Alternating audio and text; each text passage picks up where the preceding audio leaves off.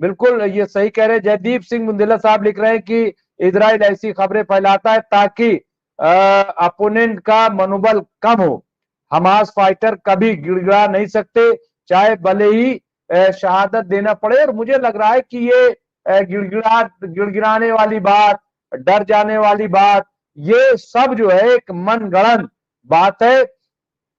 और हमास की ताकत देखिए कमजोर नहीं हुई. अगर हमास कमजोर होता तो जाहिर है कि इजराइल जो है वो अब तक कार्रवाई कर चुका होता और वहां पे सारा कुछ जो है वो खत्म हो गया होता.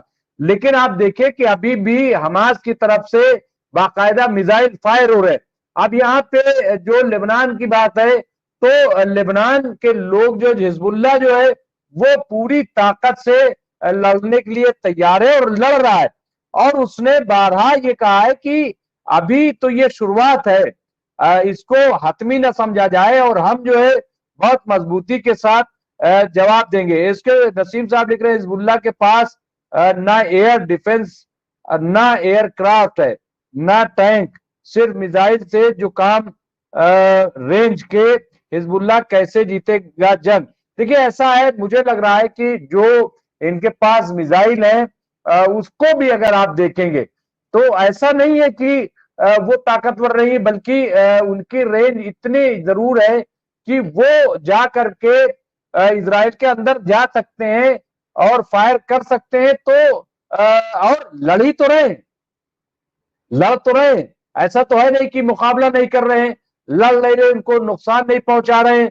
तो नुकसान उनको पहुंचा रहे हैं. और फिर अभी ईरान जो है वो मौजूद है. अगर ये जंग नहीं रुकती, समझौता नहीं होता है और अभी अरबईन जैसे ही खत्म होगा, मुझे लग रहा है कि इसके बाद जंग बढ़ेगी और जंग बहुत तेजी से. यहाँ खालिद अख्तर साहब लिख रहे हैं इजराइल और अमेरिका के धोखे में ईरान न आए और बदला लेने की कसम को पूरा करे.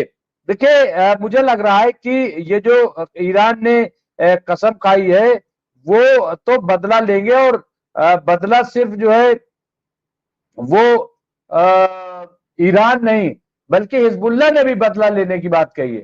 हिजबुल्लाह ने भी कहा है कि वो बदला लेगा. यहाँ और मैं इब्राहिम साहब ने कई जो है मुमताज ये असलम साहब लिख रहे हैं कि मुमताज साहब, इजराइल का एक रिटायर्ड जनरल ने खुद ये बात कह दी है कि अगर ये और एक साल जारी रही तो इजराइल कहीं का नहीं रहेगा. यानी इजराइल जो है वो पूरी तरह तबाह हो जाएगा और इजराइल में बड़ी तबाही आई है. बड़ी तबाही इजराइल में देखने को मिली है, इसमें दो राय नहीं है, क्योंकि पूरी इक्तिसादी जो वहां पे इकोनॉमी है वो चरमरा गई है, पूरी तरीके से तबाह बर्बाद हो गई. इसलिए मुझे लग रहा है कि इस चीज को देखने की जरूरत है और इस पर बात करने की जरूरत है कि इजराइल को कितना भारी नुकसान है. यहाँ पे साहब लिख रहे हैं इब्राहिम साहब, फिलिस्तीन के मौजूदा हालात को देखें और सुल्तान सलाहुद्दीन अय्यूबी के इन अल्फाज पर जरा गौर करें. हमारे पुरखों की जमीनें सोने और दिरहम के लिए नहीं बेची जाती. हमारे पुरखों ने अपना खून देकर एक एक इंच हासिल किया है और हम अपना सारा खून उसकी हिफाजत के लिए खर्च कर देंगे. हम एक इंच भी बर्बाद नहीं होने देंगे. हम यरूशलेम को क्यों छोड़ दें? हमेशा से हमारी जमीन यरूशलेम हमारे मुकद्दस शहरों में से एक है. यरूशलेम को इस उम्मा के साथ बचाए बचाए रखना होगा. दुनिया के बाकी हुक्मरानों का तो पता नहीं, लेकिन फिलिस्तीनियों को आज भी ये अल्फाज बखूबी याद हैं. इसके अलावा वो लिखते हैं इब्राहिम साहब, सालों से कुर्बानी दे रहे हैं वो और आज भी हिम्मत नहीं हारी है, अपना खून बहाकर इसकी हिफाजत में लगे हुए हैं. तो यहाँ पे ये खबर आप देखें. इसके अलावा यहाँ पे निसार अली मोमिन वो लिखे अभी तो ये अंगड़ाई है, आगे और आगे देखो होता है क्या, ये लिख रहे हैं. इसके अलावा यहाँ पे कुछ और कमेंट्स आए, बहुत सारे कमेंट्स यहाँ. मुमताज साहब, याया सिनवार की शुजाअत ही उनकी असल पहचान है. اور وہ ایک مرد آن اور تصور کیے جاتے ہیں. دیکھیے وہی میں کہہ رہا ہوں کہ دراصل یہ کچھ نہیں اور یہ صرف ایک پرسپشن بنانے کی بات ہے, اور یہ کہ صاحب حماس جو ہے ہار گیا ہے, یہ بالکل میں سمجھتا ہوں بے بنیاد اور جھوٹی خبر ہے. اس کے علاوہ اسرائیل ایسی خبریں پھیلاتا ہے تاکہ یہ ہم نے بیچ میں پڑھ دیا تھا. یہاں اسلم صاحب اور لکھ رہے ہیں, جی ہاں ممتاز صاحب آپ صحیح کہہ رہے ہیں کہ حزب اللہ اب بھی طاقتور ہے. آج حزب اللہ نے ترکمان میں آئی ڈی ایف کی روپ کو ناکام کر کے پیچھے بھاگنے پہ مجبور کیا. علاوہ حزب اللہ نے اور بھی کئی جگہوں پر نشانہ بنایا ہے.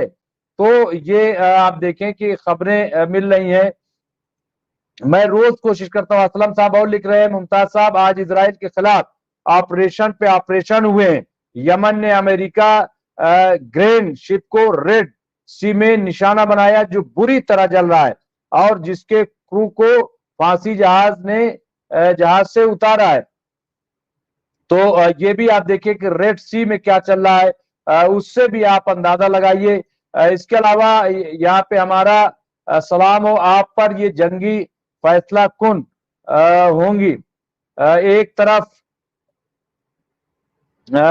منکر داؤتی ہیں, منکرے داؤتی ہیں, طاقتیں ہیں جو انسانیت کی بہترین دشمن بدترین دشمن ہے, اور ان کے مقابل مومن جوان اپنے اللہ کی نصرت پر یقین رکھنے والے صابر اور شکر مجاہدین ہیں.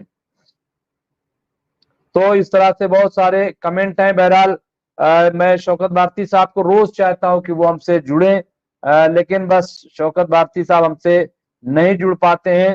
ان کو ظاہر سی بات ہے اپنی بہت ساری مصروفیات ہیں, اور میں ان سے آج بھی میں نے کہا کہ وہ جڑے لیکن نہیں جڑتے. مجلس ماتم کا بھی دور ہے. ابراہیم صاحب لکھے ہیں, بچے کٹ گئے, عورتیں کٹ گئے, نوجوان کٹ گئے, کچھ نہیں بچا, سب کٹ گئے.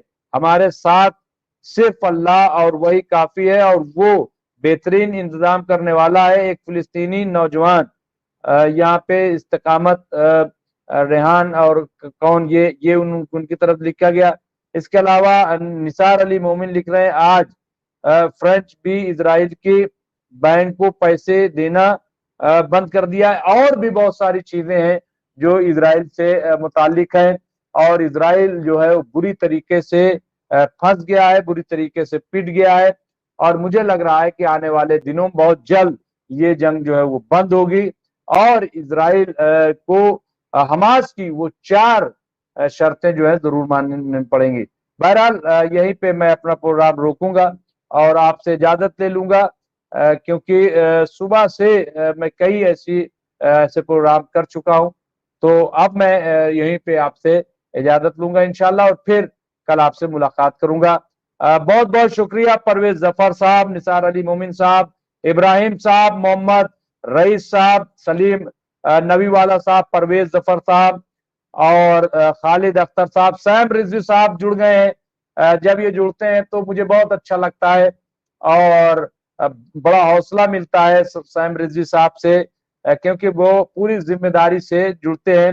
حسن رضوی صاحب, خالد اختر صاحب, تو ابراہیم صاحب لگاتار انہوں نے میسج کیے, اسلم لاوار, جے دیپ سنگھ مندیلا صاحب, تو تمام کمالی ایڈورٹائزنگ وہ بھی ہم سے جڑے ہوئے ہیں. تو سب کا میں خیر مقدم کر رہا ہوں, استقبال کرتا ہوں, اور انشاءاللہ پھر ہم آپ سے کل ملاقات کریں گے. ہمیں دیجیے اجازت. بہت بہت شکریہ. خدا حافظ.